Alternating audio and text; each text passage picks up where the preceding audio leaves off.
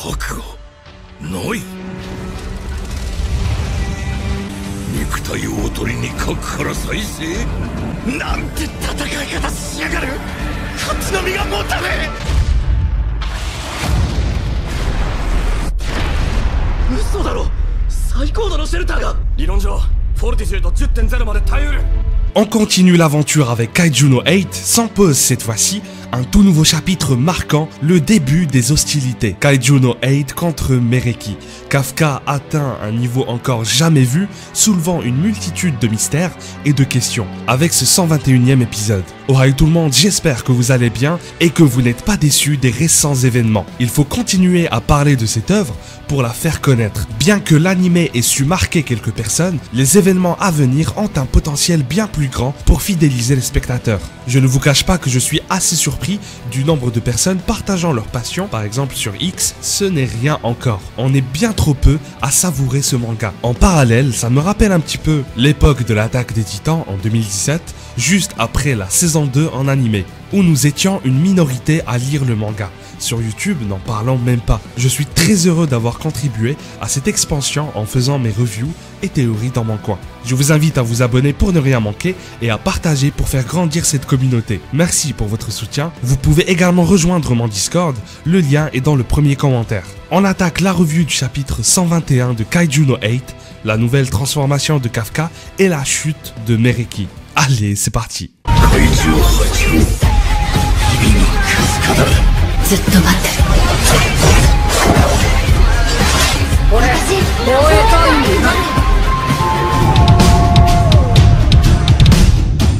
Kafka est de retour, il est beau, il est puissant, il est unique. Et littéralement, durant ces décennies passées à affronter les kaiju, l'humanité n'avait jamais rencontré une créature pareille.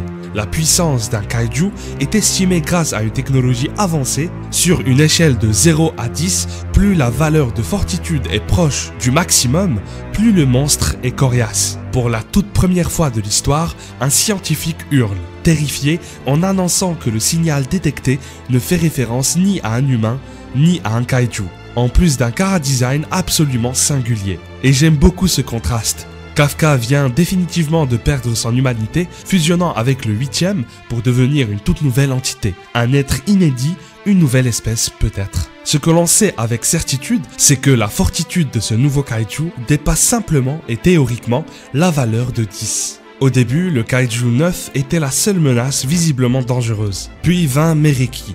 Et maintenant, c'est le Kaiju no 8 qui occupe le centre des préoccupations. Les supérieurs s'inquiétaient déjà du sort de l'humanité, et ce chapitre montre à quel point la situation est critique. Ce passage apporte un réalisme saisissant à la guerre.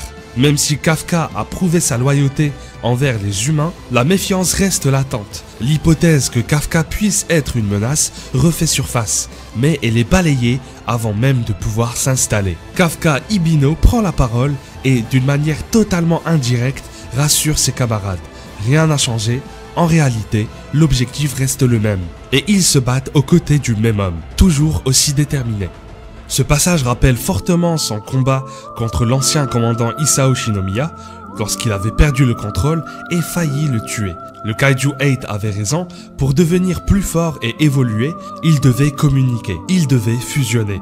Aujourd'hui, Ibino est maître de son corps. On assiste enfin à une véritable expression de Mereki, une émotion brute qui se manifeste en observant l'aura terrifiante dégagée par Kafka. Toute cette haine accumulée au fil du temps semble familière, comme s'il combattait à nouveau tous les ancêtres du vice-capitaine Oshina. Son rire moqueur en dit long, il s'amuse. Nous n'avons pas encore son point de vue détaillé, mais souvenons-nous des anciens chapitres. Le Kaiju 8 sous-entendait que Mereki était né d'une émotion forte, exactement comme lui. Peut-être que nous sommes en train d'assister à un cycle de haine. Peut-être que ce combat n'a pas commencé là où nous le pensons. Avant d'asséner un coup de poing au 8e, Mereki concentre sa puissance. Je me demande si c'était une démonstration de force ou bien une véritable charge d'énergie. Son aura ressemble étrangement à celle de Kafka, mais la différence est flagrante. Mereki est le fruit de centaines de kaiju en lui. Pour rappel, lui aussi dépasse les évaluations standards, il est le premier méga kaiju, voire le premier méga ultra kaiju avec Kafka. On invente de nouveaux termes pour faire un petit peu la différence avec les autres créatures. Mais que dire des dernières planches du chapitre? Naoya Matsumoto dessine à la perfection. En animé, ce sera un chef-d'œuvre absolu. Alors le moment clé du chapitre, la première attaque de Meriki, aussi puissante qu'un coup d'All Might ou d'All for One, ne fait absolument rien à Kafka. En revanche, la ville, elle, est en ruine. Ce passage m'a instantanément rappelé la scène de la saison 1 où Kafka surgit derrière le Kaiju 9, confiant, prêt à défendre ses amis. Ici, le coup de Meriki est stoppé net par le visage de Kafka.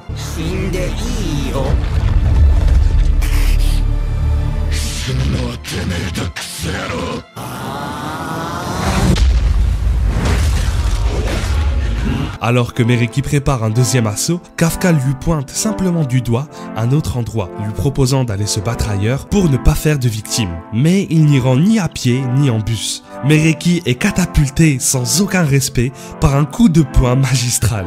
Une humiliation totale, et ce n'était que l'échauffement. Un chapitre intense, bien que court, l'action avance lentement, alors entre les analyses des soldats et les réactions des amis de Kafka, c'est normal, mais le prochain chapitre promet d'être une dinguerie absolue.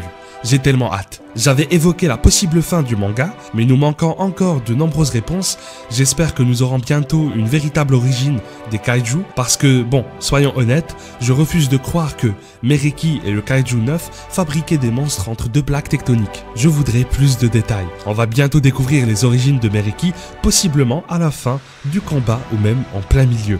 Comme cela avait été déjà fait avec le 9e, un chapitre dédié au combat, puis un autre en flashback. Ce serait parfait. C'est un style d'écriture que j'apprécie. Alors, est-ce que Meriki va véritablement mourir durant cet arc? Et si le Japon faisait appel au reste du monde pour former une alliance? Cela ouvrirait la porte à d'autres soldats surpuissants et donnerait un tournant à l'histoire, certes potentiellement répétitif, mais palpitant si bien exécuté. Enfin, il y a la question des nouveaux pouvoirs de Kafka et de leurs réelles conséquences. Certains pensent qu'il finira par retrouver une forme humaine, comme le Kaiju 9, mais rappelez-vous, le 9e s'emparait de corps humains. Sa fille est apparue sous forme humaine, c'est vrai, mais nous ignorons encore si cela est possible pour Kafka. Ce serait sans doute la solution la plus simple pour éviter de perdre définitivement notre protagoniste et le lien qu'il possède avec les fans qui lisent à chaque fois le tome. Faites-moi part de vos avis et de vos théories, abonnez-vous pour ne rien rater, merci pour votre soutien. On se retrouve le 14 février pour le chapitre 122, un véritable rendez-vous amoureux entre deux kaiju. J'espère que ma voix un peu cassée n'a pas trop dérangé, prenez bien soin de vous et à la prochaine. 怪獣とはどこからともなく現れて人々を襲う恐ろしい巨大モンスターのことである。日本では怪獣の出現はもはや日常の一部となっている。若者である日々のカフカは防衛隊に所属して怪獣と戦うことを夢見ていたが、ある日謎の生物が彼の体に入り込み反怪獣という圧倒的な存在に変貌してしまう。そんな彼の新しいコードネームは怪獣エヌド8だ。先輩レビューで